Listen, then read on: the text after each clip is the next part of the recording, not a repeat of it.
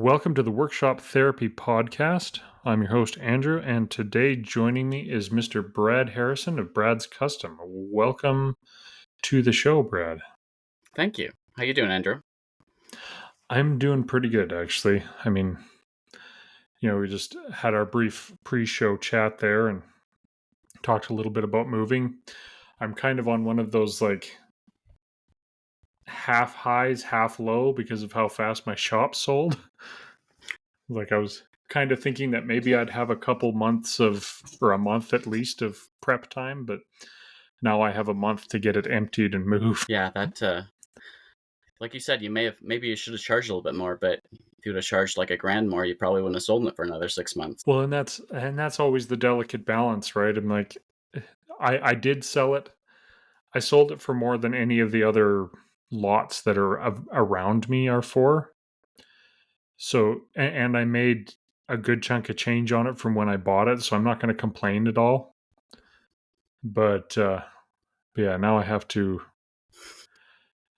figure out how I fit my 1,000 square foot shop into a 300 square foot shop up north. There are ways, like you said, a lot of people are working with a lot smaller, so you'll figure it out. Yeah, and I'm not.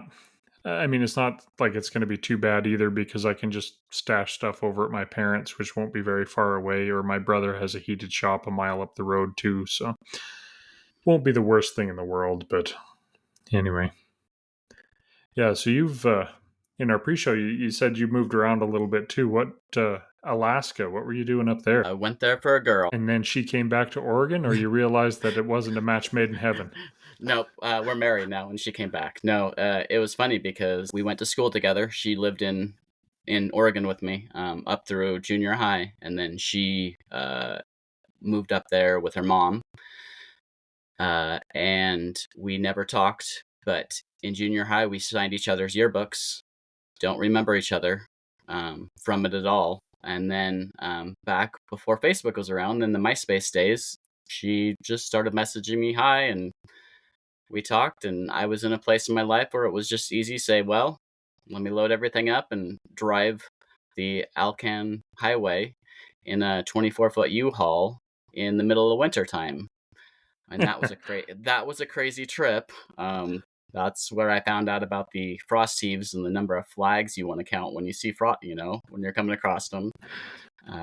But yeah, we were up there for a while, spent a lot of weekends doing stuff outside of the city because that was Anchorage. And we traveled all over Alaska and then realized that that's not where we wanted to stay at. She wanted horses, and that's not a good place for horses. So we headed back down to Oregon. Well, I haven't been to very much of Alaska. I've been to Skagway, and that's about it.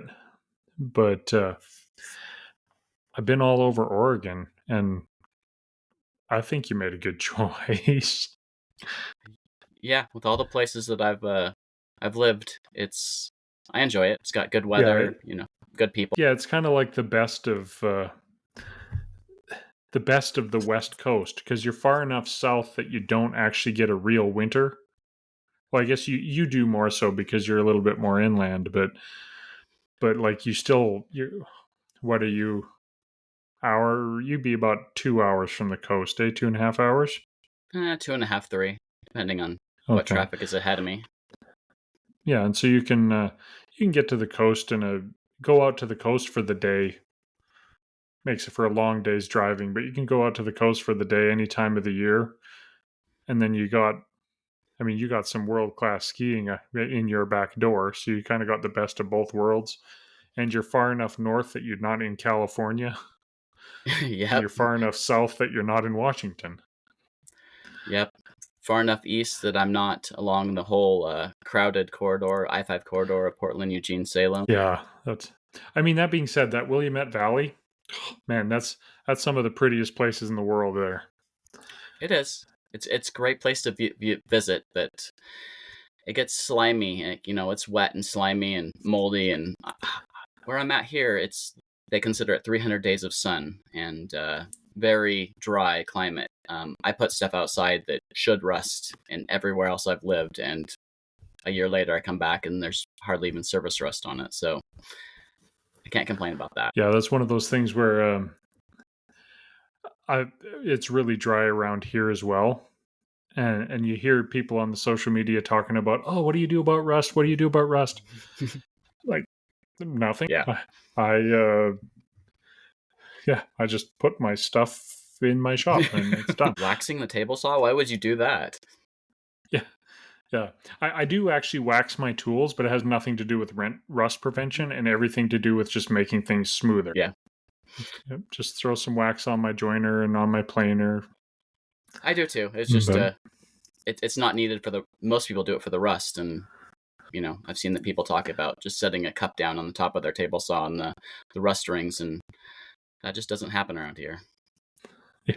No, it's lovely. And the other thing that's lovely about it is when your relative humidity is like 20% or whatever it is, it's like wood movement is also not a thing. There's no there's just no problems. It's wonderful. But Yep. anyway, so looking through your feed and stuff, you do this is kind of like hobby for you, right? Like you're not making your living off of this. We talked about that. You're a mechanic. Yeah. But is this like I do this for joy and occasionally sell stuff, or do you intentionally make stuff that you want to sell? No, very shallow. Like everything I make, I want to sell. I do it for that reason only, and it may seem shallow, but there's a deeper reason behind that too. I don't actually use the money. Like I don't need the money for personal, everyday life stuff, but I sell it because. So in your schooling, have you had any? I wouldn't call it disorder, but a completionist. Have you ever heard of the term completionist? Yeah. Okay. So I've recently found that I'm a completionist. So the fact where if I start watching a TV show and I get halfway through the season and it's not very good, I still have to finish it. Just because I have to complete that. I recently bought a poster that's got the 200 something or 300 something woods on it. And I framed it and I'm marking them off as I use each one of them. And I'm trying to figure out how I'm going to get some of those illegal ones from Australia. So how that plays into the shallowness of needing to sell everything is I feel like I'm like some of the makers that I just need to check off every box on being able to make everything. So all the stuff that I make goes back into it, buying new tools so that I can just say, this with leather. Hey, I've done this with glass. Hey, I've, it's like a checkbox and I'm putting a check next to each one of them. That's actually probably not the worst thing in the world to be suffering from. I mean, it's better to be a completionist with making things than a completionist with trying all the drugs in the world or something like that. Yeah, I mean, there was a time when I was drinking that I tried to check off a bunch of different bottles of alcohol, but I stopped that. That's not a completionist that I want to do. Yeah, that could potentially end up being a final completion too. That you're yeah, that's I'm kind of the same way with some things. You get into that like, oh, I got to finish it, but then you feel like a failure if you haven't finished it yet, and it's not like I have this chair that's sitting. I designed up in 3D and I got it started, and then I made a mistake and now it's sitting in the corner of my shop. Every time I walk out there, it makes me feel bad about myself because I mean, it really is probably one of those put in 2 or 3 more hours and it'll be done. But anyway. I was watching a video, Peter McKinnon, his most recent one, and he had a statement that somebody else gave him, and I am going to completely gut it because I don't remember the thing. I need to go back and watch the video, but it was something like you'll find magic in the things you're scared to do or that you haven't done yet or that you haven't completed yet. It was a kind of an eye-opening thought, just all those things that you started and you haven't finished for whatever reason. You're scared or you don't know how to go to the next step. If you finally complete those things, what's going to be released. Yeah, and it's very very growth mindset versus fixed mindset, right? Like if you have a fixed mindset, you tend to get into this doing the things that you know how to do because you know how you can do them and you're not going to fail at it. Versus a growth mindset, you don't grow without making mistakes, right? It's like, people, I sometimes use the metaphor of exercising, right? Like, you don't grow muscle, you don't get stronger by doing the things that you can do easily. You do them, you get stronger by pushing yourself, and that pushing damages your muscle. You tear the muscle fibers, and then as the muscle fibers repair themselves and grow together, that's what builds your muscle. And it's the same mentally, skill wise, all of these different things. If you don't kind of push through the fear, you're never going to get better at anything. Yeah, goes back into the playing of why I haven't seen myself. You haven't seen myself on many Instagram videos. I just need to push myself and tear those muscles and show the face and talk about what I'm doing. Well, you got the manly beard going on there. That's that seems to be the key to success on the internet for male woodworkers. I mean, if you got a beard, then you're clearly a superior woodworker, right? The beard was before the woodworking. So it's a natural progression. Then you grow the beard, Yep. and then you start the woodworking. Do you have chainsaws as a result of the beard? They were in there someplace. I have multiple chainsaws. I think they were before the beard, honestly. Maybe that's what grew the beard, is the chainsaws. The testosterone from the chainsaws is what triggered the beard, and then it's all gone from there. Yeah. Here's one of my pet peeves. I know everybody likes Tim the Toolman Taylor. I can't stand Tim Allen. I don't know what it is about him. I just don't like him. I mean, it was a moderately funny show, but yeah. Anyway, total aside rant that I started. Yes, but anyway, I'm sorry if you're a Tim Allen fan. No, not at all. I could with or without him. I don't really care. Yeah. And if Tim Allen happens to listen to this show, he's welcome to message me and tell me off, and I'll invite him on, and we can have an argument, and he can change my mind. Oh, maybe he needs some therapy. Probably does. Doesn't we all do? Doesn't most of Hollywood need some sort of therapy? Yes, we all do. Anyway, yeah. So we kind of got into the why you make, and is that really, for me, like I feel like this need to be able to do as many things as I can. Like, I want to be able to, I don't necessarily want to make my living at doing everything. I would like to experience doing everything. Is that kind of a similar? Yes, the experience for sure. I mean, there's a lot more of the whys. I have friends that are not creative. They don't know what to give for gifts. So I want to be able to for them to come to me and say, "Hey, Brad, I need a gift for my brother," and all I can think about with him is the truck. He has a truck that he loves. That's like the only characteristic of him. Like, what can you do with a truck that, for Christmas, for birthday, whatever. And I want to be able to come up with 4 or 5 different options on, hey, why don't you try doing this? We can do this. We can do this. And I don't want to be just that one trick pony.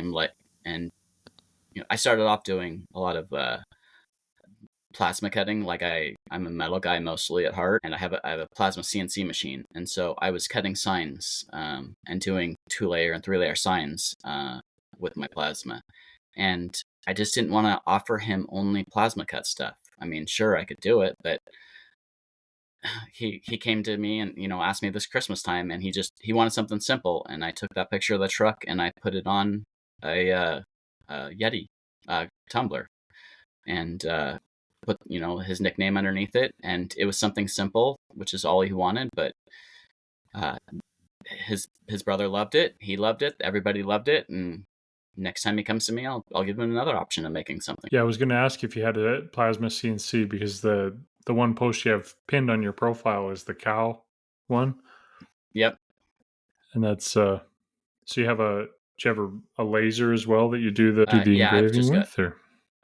I've just got a a couple diode lasers and then an IR laser.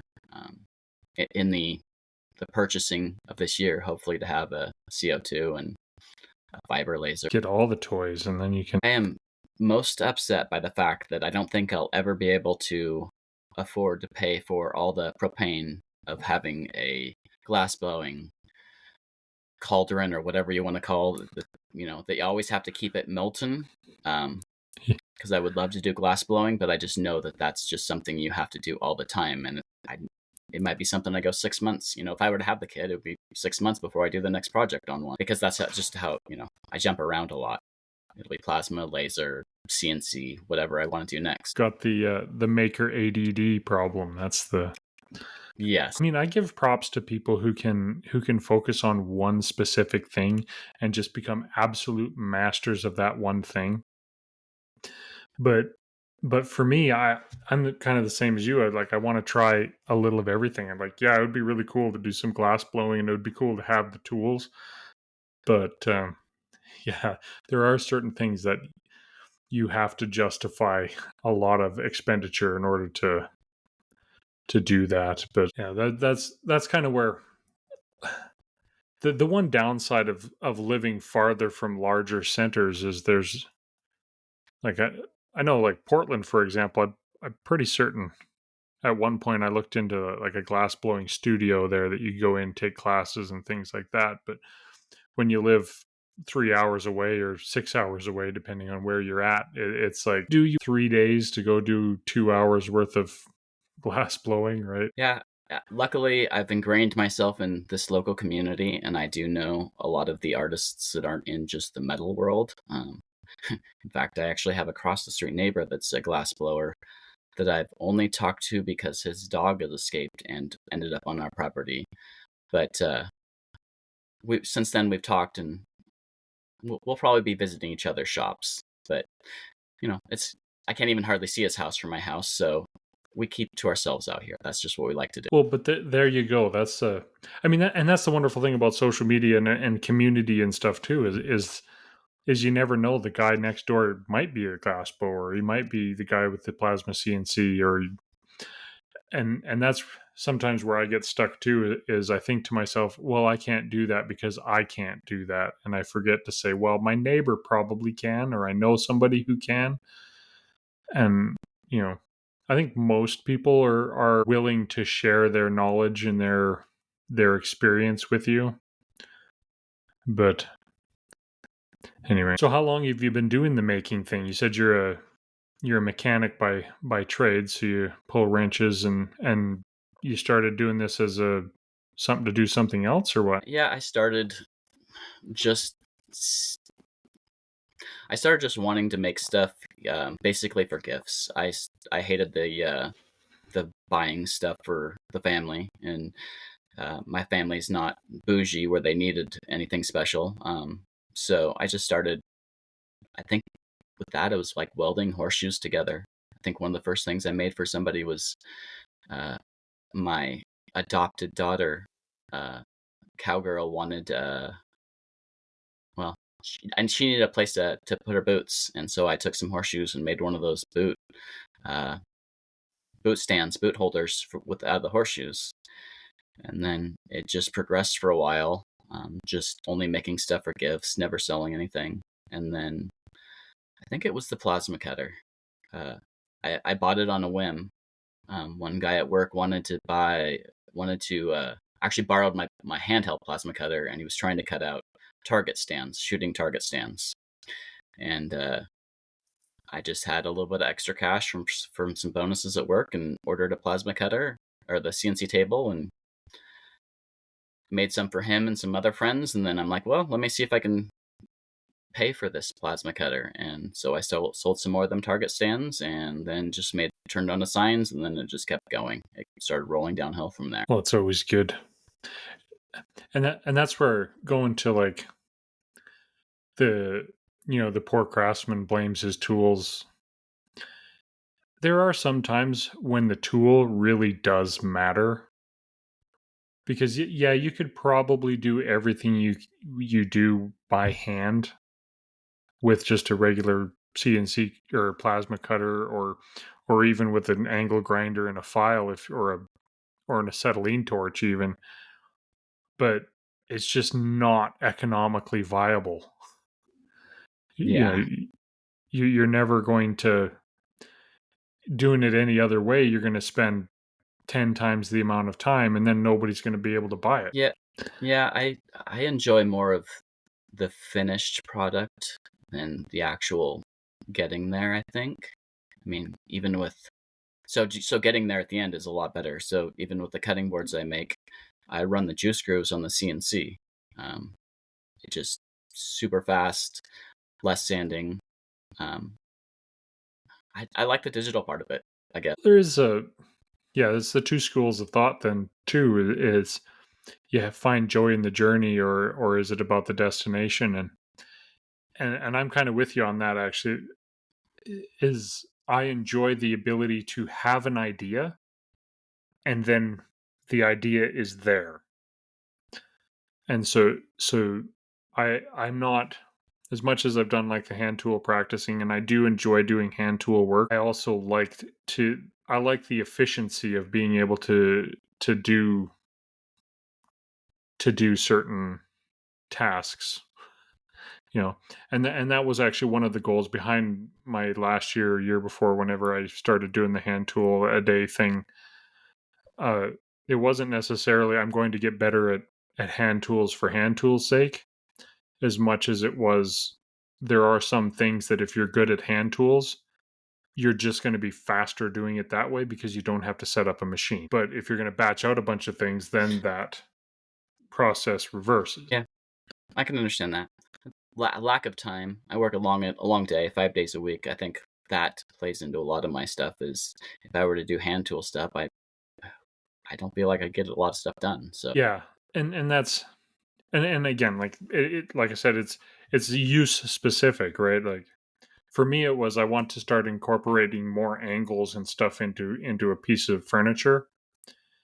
And if I can just draw a line and then cut it off at that line with a handsaw, it's faster than me going, okay, I've got to tilt my table saw this way, and then I've got to tilt the miter gauge that way, and then I have to put a block on it that way, I think, and then run it through and realize that I've made a mistake. yeah, if you've got the experience with the hand saws or with the hand tools, they're probably faster in that type of stuff. I also don't have a lot of experience with that stuff, so the digital part, I've just it's just easier.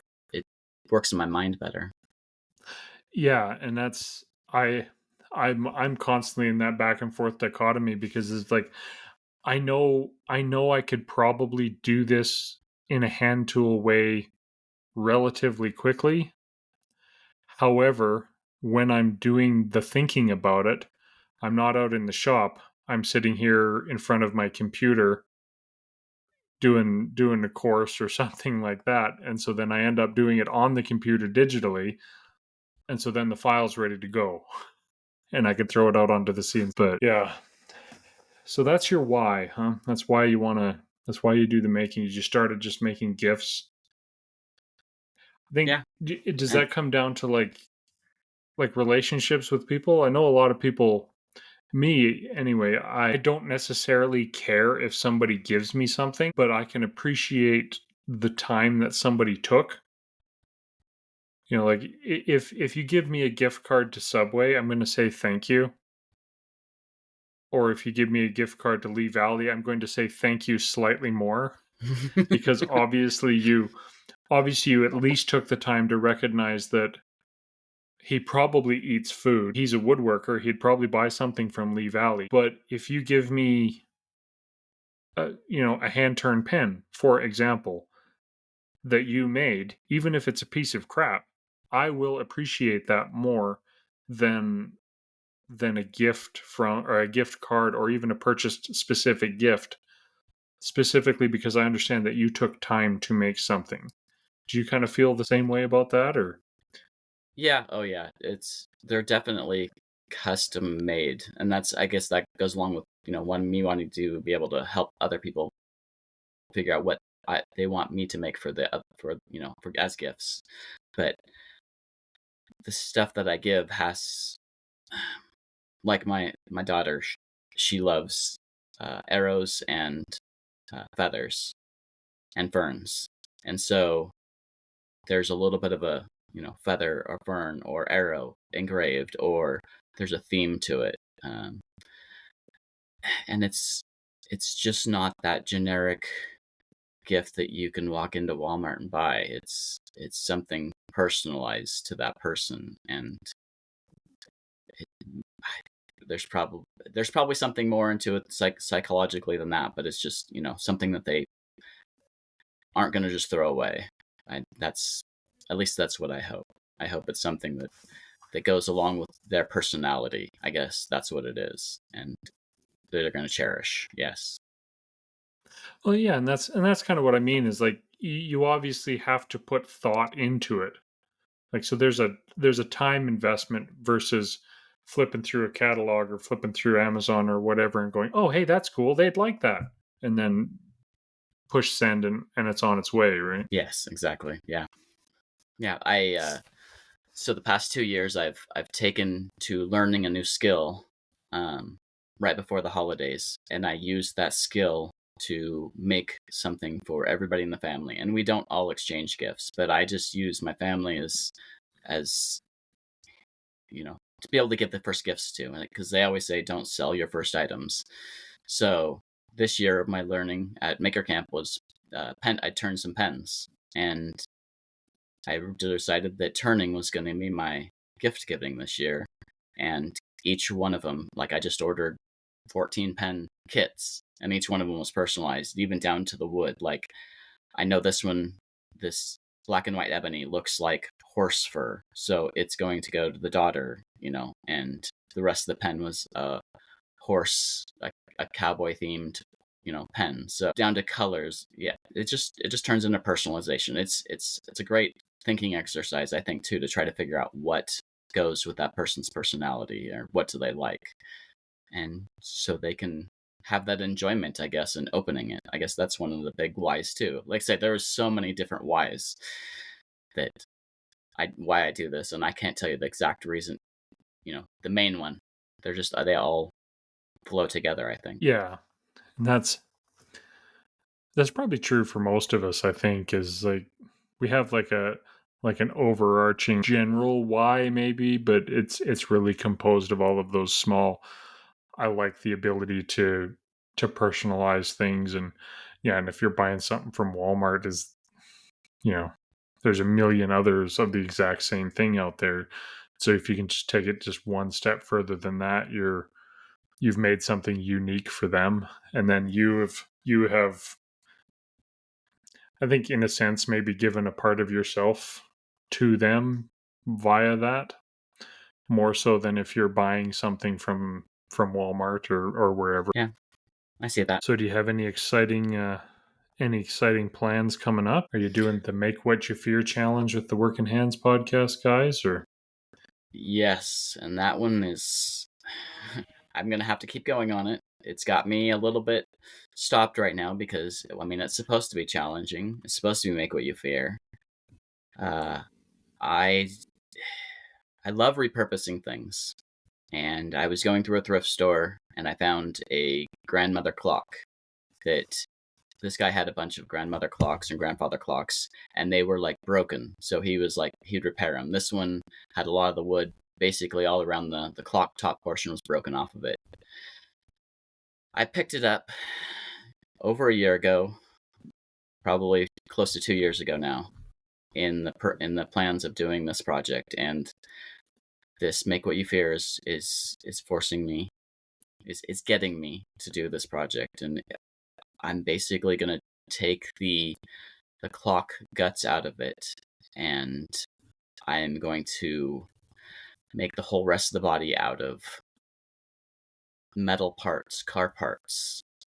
I built a skeleton out of, and I'm just gonna start finding water pumps. Water pumps kind of an odd shape, but certain shape things, and just weld it to it, and just make, like I say, just make a whole body out of the used parts, gears, wrenches, whatever. that'll look pretty cool. Of course, Yeah. if there's a rash of certain parts disappearing in Eastern Oregon, we'll know who to look for, though. Eh? I've got some Not big scrap necessarily bins I can catalytic jump converters, in. but Yeah, no, there's metal bins at different shops that I know of that I can jump in and climb my way through. Yeah, and I've collected yeah, many parts through the years for art projects because, like I said, this is what I would love to do. If I had to pick one thing, that would be it, and that's recycling things into. I like the more functional art, but just art pieces. Yeah, I'm gonna make a stereotypical statement here. That's a true Oregonian thing right there. I'm gonna make art with recycled stuff. That's like the most Oregonian thing I've heard. yeah. I have to admit that you're correct. It is a very Oregonian thing, even though I don't play into the typical part of Oregon that you hear about. The Portland area is a different mindset, and the people there have a different mindset. But I will say that is very Oregon sounding. Yes. That's yeah, it's well, I lived in Portland for 4 years, eh? And that was my I've heard since then a few times the whole was it we're a blue state with a red center, or a red state with a blue center, however it works. Yeah. That's so true. Portland is a completely different place than the rest of Oregon, but Oregon is a completely different place from the rest of the US. It is. It is. Yes. At least it's mostly good people in this area. Yeah, I never ran into anybody I disliked in Oregon, but I think one of my favorite experiences, though, to highlight Portland was my wife and we went down to the farmers market this one time, and I shared this on my story. Did I share this on my stories? I don't know if I did. A couple days ago, I shared that red faux fur thing. I don't know if you saw that or not, but there's this bin of faux fur at the fabric store, and I pulled it out, and my wife, I said, this is what happens to Elmo when he outlives his usefulness, and my wife made a comment about it being recycling. But anyway, the story behind that, though, is my wife and we go to Portland farmers market, and we're walking down the farmers market aisle, lanes, whatever, and there's this lady there selling faux fur, FAUX, up on her thing. Mm-hmm. And there was this woman just ripping into her. Doesn't matter how you spell it, it's still cruel to those poor animals. And it's like, oh. Anyway, every time I see faux fur ever since then, I always tell my wife, oh, it's cruel to those poor animals. Man, you killed some red deer someplace, yeah, to get that red fur, didn't you? Yep. Yeah, poor Cookie Monster. That was the end of Cookie Monster. When he needed some blue, and so I needed purple, so I took out Tully. Yeah. Mm-hmm. Yep. Interesting place it is here. That being said, if Oregon was part of Canada, I'd be back there in a heartbeat. Yeah, that's close enough. So that's your that's gonna look cool. I'm looking forward to seeing the clock. That'll be fun. And yeah. I was gonna do some power carving, but I don't know if I'm gonna get it done now, just because wasn't expecting to sell my shop quite so quickly. But I guess it's not sold. When's the Make What You Fear ends at the end of March, right? Isn't that what they said? 3 months? Yep, we got a little under 2 months now. I could probably get it done, but we'll see. Maybe sounds like you have a lot. Yeah. Sounds like you have a lot on your plate coming up. Yeah, we'll see. Got to figure out how to make a house. You don't have even a place to stay up there yet. You that's right. You said you had to build the house up there. Yep. I mean, we could move in with my parents temporarily, but being 40 years old and moving in with my parents doesn't sound like a fun idea. They don't think the same thing, or they think the same thing too with 3 kids. Yeah, well, they're 81, so they're definitely wouldn't be looking forward to that. I've built some houses before, so I know what I'm doing enough to. I'm fairly confident. I just don't know if everything will fall into place quick enough for me to to actually get it closed in before the snow fly. Or well, I'll get it closed in, but I don't know if I'll get it livable by the time it's too cold to be staying in the trailer. But we'll see. It'll be an adventure of the either trailer way. for a while. Yeah, I mean, we lived in it for basically 3 months this summer and didn't murder each other. And yeah, what did we put on? 28,000 kilometers. So how many miles is that? That's like 18,000 miles, something like that. That's a good It was trip. a lot. Yeah. It was fun. I don't regret it at all. Hopefully you don't. Yeah, that's a lot of miles to regret. Yeah, that's true. That was the worst decision of my life. I hate my family now, and we don't want. Yes. I'm pretty certain my children will be traumatized for the rest of their lives. They'll remember. They'll remember the trip. That's for sure. At least the older two will. I don't know if the youngest one will. I don't know. I have good memories of our trips like that. So I mean, okay, never like that, never that many miles, but I have good memories of the trips, and I continued them on. That was another thing that the one thing that I do for fun outside the shop is we try to travel to hit all the national parks. So we just jump in the truck, throw the camper behind, and take off for a week or two. And there's another completionist thing is I don't know how I'm going to get to them all, but I'm going to have to try to get to them all. Well, we were going to our plan was actually go across to Northern California and go do the redwoods and then come up along the Oregon coast on our way home. But when my truck had its breakdown out in Massachusetts, that kind of eliminated the auxiliary funds we had. New front end suspension and a new rad and new active air shutters in the front. Although that one didn't need to be replaced. That was one of those like it's stuck open, so it doesn't really matter aside from throwing a check engine light. Yep, just one of those nuisance things. I don't want to see that light on my dash because I don't know if it's that or if it's something new that you don't know about. Well, there was that, but also the check engine light disables the command start, right? And so yeah.